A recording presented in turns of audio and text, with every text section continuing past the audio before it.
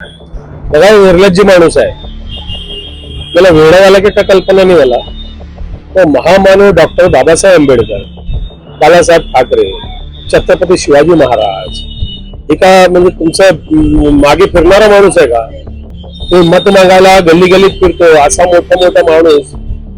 हे दिल दुखावचं काम आहे ना. लोक म्हणजे रागले तुमच्या विरोधात.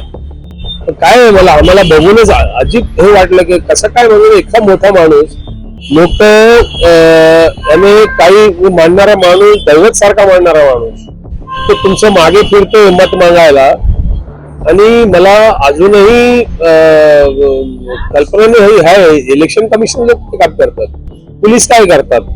तसं एखादा कुठला तरी मागे पुढे आपण काम केलं तरी आपल्या विरोधात नोटीस वाजवतात, नोटीस वाजवतात. माझ्या विरोधात तुम्ही बघितलं पार्लमेंट इलेक्शनला मी काहीच बोललो नाही.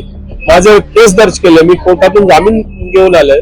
मग असा एखादा महामानव बाबासाहेब आंबेडकर आणि छत्रपती शिवाजी महाराज, बाळासाहेब ठाकरे यांना एकत्र घेऊन जाणं बरोबर नाहीये. हे आम्ही धिक्कार करतोय, याचा विरोध करतोय. आणि इलेक्शन कमिशन तातडीने याच्या विरोधात तक्रार कंप्लेंट करून याच्या विरोधात केस दर्ज करा असं आमची मागणी आहे.